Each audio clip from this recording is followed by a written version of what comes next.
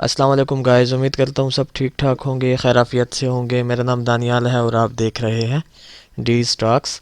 अच्छा जी, तो आज की अपनी इस वीडियो में हम जिस शेयर को डिस्कस करने वाले हैं वो है अटक रिफाइनरी लिमिटेड यानी ATRL। तो काफ़ी इंटरेस्टिंग शेयर है, ब्लू चिप स्टॉक्स में आता है। काफ़ी इन्वेस्टर जो हैं वो काफ़ी इंटरेस्ट रखते हैं इसे ट्रेड करने में। तो सबसे पहले ये इसका वीकली टाइम फ्रेम ओपन है ATRL का। तो इसका एक ओवरऑल व्यू कर लेते हैं कि प्रीवियस हिस्ट्री में इसने कैसे परफॉर्मेंस दी, फिर इंशाल्लाह जो है इसकी करंट सिचुएशन को आप लोगों के साथ डिस्कस करेंगे। तो 2011-12 यानी कि इस साल से इस पॉइंट से जो है मैं इसको एनालाइज करना स्टार्ट करता हूँ। 2012 पहले महीने में ये ट्रेड हो रहा था 83 रुपीज़ के लेवल पे। तो 83 रुपीज़ के लेवल से इसमें जो है हमें एक अपसाइड की मूव नज़र आई और इसने अपना एक हाई जनरेट किया 226 रुपीज़ का। उसके बाद फिर ये डाउन साइड की तरफ आया और काफ़ी टाइम तक जो है वो एक रेंज में रहा और इस रेंज में जो इसने एक लो क्रिएट किया वो था 118 रुपीज़ का। 118 रुपीज़ का लो जनरेट करने के बाद फिर हमें इसमें जो है काफ़ी स्ट्रांग जो है वो बायर्स नज़र आए और इसने अपना एक ऑल टाइम हाई जनरेट किया जो कि था इसका 414 रुपीज़ का, यानी 415 रुपीज़ का इसका ऑल टाइम हाई है जो इसने क्रिएट किया था 2017 के साल में। तो 414 का हाई जनरेट करने के बाद यहाँ पर एक ट्रेंड लाइन भी जनरेट हो रही है, ये मैं आप लोगों के सामने ड्रा कर लेता हूँ। अगर आप लोग फोकस करें तो ये इसी ट्रेंड लाइन को ही रेस्पेक्ट करता हुआ डाउन साइड की तरफ आया और इसने अपना एक लो जनरेट किया जो कि था ऑलमोस्ट 60 रुपीज़ का। और 60 रुपीज़ के बाद इसने इस ट्रेंड लाइन को, जिसको ये रेस्पेक्ट करता हुआ आ रहा था एज अ रेजिस्टेंस, इसको ब्रेक किया और दोबारा डाउन साइड की तरफ आया। इस 68 रुपीज़ वाले लो को जो है रिटेस्ट किया और डबल बॉटम जनरेट करके इसमें फिर हमें जो है बायर्स की एक्टिविटी नज़र आई और बायर्स इसे ले गए ऑलमोस्ट 285 रुपीज़ तक। तो उसके बाद फिर जो है इसमें हमें सेलर्स की काफ़ी जो है वो स्ट्रांगनेस नज़र आई और सेलर्स इसको डाउन साइड की तरफ ले आए और इसने अपना एक लो जनरेट किया 115 रुपीज़ का। 115 रुपीज़ के लो जनरेट करने के बाद जो है ये इस वक्त इसी रेंज में ही ट्रेड हो रहा है। अच्छा, अब इसकी करंट सिचुएशन को जो है वो मैं डिस्कस कर लेता हूँ आप लोगों के साथ। तो बेसिकली इसमें इतना ख़ास कुछ नहीं बन रहा, जस्ट एक रेंज जो है वो क्रिएट हो रही है जो मैंने आप लोगों के सामने ड्रा भी की हुई है। उस रेंज का जो सपोर्ट लेवल है जो कि काफ़ी स्ट्रांग, इसमें सपोर्ट जो एक जनरेट हो रहा है वो 123 रुपीज़ का सपोर्ट है और रेंज की जो अपर साइड है जिसका काफ़ी स्ट्रांग रेजिस्टेंस जनरेट हो रहा है वो 179 रुपीज़ का है। तो सबसे पहले इसका जो 179 वाला रेजिस्टेंस बन रहा है वो मैं आप लोगों के साथ डिस्कस कर लूँ। तो अगर आप लोग फोकस करें तो मार्केट ने इस 179 वाले रेजिस्टेंस को जो है वो यहाँ भी रेस्पेक्ट किया है एज अ रेजिस्टेंस। यहाँ पर मार्केट ने इसको एज अ सपोर्ट रेस्पेक्ट किया, यहाँ पर भी मार्केट ने इसको एज अ सपोर्ट रेस्पेक्ट किया। फिर ब्रेक करने के बाद मार्केट ने दोबारा इसको एज अ रेजिस्टेंस जो है वो रेस्पेक्ट किया है। उसके अलावा इस 123 रुपीज़ वाले सपोर्ट को अगर मैं डिस्कस करूं तो मार्केट आलमोस्ट जो है इस लेवल से काफ़ी बार जो है वो रेस्पेक्ट ले चुकी है। यहाँ पर एज अ रेजिस्टेंस जो है मार्केट इस लेवल को फॉलो कर चुकी है। यहाँ पर यानी जब ATRL ने अपना ऑल टाइम हाई जनरेट किया था तो बेसिकली इसी सपोर्ट से जो है वो सपोर्ट लेके अप साइड की तरफ गया था और यहाँ पर भी यूँ समझे कि मार्केट ने डबल बॉटम टाइप से जो है वो स्ट्रक्चर बनाया है और दो बार इसी सपोर्ट को जो है वो फॉलो किया है और यहाँ पर बिल्कुल रिसेंटली जहाँ से मार्केट उठी है वो बेसिकली यही 123 रुपीज़ वाला सपोर्ट था। ठीक हो गया है, तो अब चलते हैं अपने डेली टाइम फ्रेम की जानिब। जी, तो ये इस वक्त आप लोगों के सामने ATRL का डेली टाइम फ्रेम ओपन है।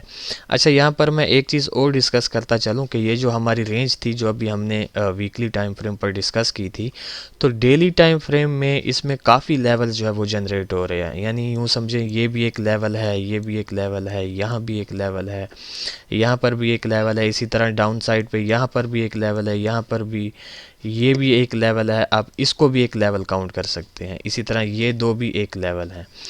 तो काफ़ी ज़्यादा जो है वो डेली टाइम फ्रेम पर लेवल्स जनरेट हो रहे हैं। तो इन सब कॉम्प्लेक्स लेवल्स में से मैंने कुछ लेवल्स जो है वो ड्रा किए हैं जो कि काफ़ी ज़्यादा जो है वो रेस्पेक्ट हो रहे हैं। कि एक तो ये 165 से 167 रुपीज़ का एक जोन क्रिएट हो रहा है यहाँ पर, जिसके ऊपर मार्केट जो है वो ठहरी हुई है। तो अगर उस एंड से देखा जाए तो ये बेसिकली सपोर्ट ही है मार्केट का 165 से 167 रुपीज़ का। उसके अलावा इसमें एक शॉर्ट टर्म का और भी लेवल जनरेट हो रहा है जो कि 146 रुपीज़ का है, प्रीवियस स्ट्रक्चर वाला। उसके बाद 134 रुपीज़ का एक और लेवल जनरेट हो रहा है डेली टाइम फ्रेम पर। कि अगर आप लोग फोकस करें तो इस लेवल को मार्केट बहुत बार जो है वो रेस्पेक्ट कर चुकी है एज अ सपोर्ट। तो दैट्स वाई मुझे ये 134 रुपीज़ वाला लेवल भी यहाँ पर जो है वो ड्रा करना पड़ा। और ये हमारा वही 123 रुपीज़ वाला सपोर्ट है और ये हमारा 179 रुपीज़ वाला रेजिस्टेंस। अच्छा, अब बात यह है कि ATRL में एक तो हम जो है नियर फ्यूचर कैसी मूव एक्सपेक्ट कर सकते हैं, क्योंकि फिर उस हिसाब से हमने जो है अपनी ट्रेड को प्लान करना है। तो मेरे ख्याल से ATRL में जो पहली मूव हम एक्सपेक्ट कर सकते हैं कि यहाँ पर अगर आप लोग फोकस करें तो ये आपको छोटा सा जो है एक कंजंक्शन एरिया नज़र आ रहा होगा, रेंजिंग टाइप का एरिया, कि मार्केट जो है आलमोस्ट 1 से 1.5 वीक जो है इस लेवल के ऊपर ट्रेड हो रही है। तो पहला सिनेरियो जो उसका ये बन रहा है कि अगर यहाँ से यानी 165 से 167 रुपीज़ वाले सपोर्ट जोन से आपको बायर्स की एक्टिविटी नज़र आती है, जो कि हमें आ रही है। अगर आप यहाँ फोकस करें तो बायर्स की कैंडल है और यहाँ भी 2 टाइम्स जो है वो बायर्स की कैंडल भी आई है और ये वीक भी बायर्स का प्रेशर शो कर रही है।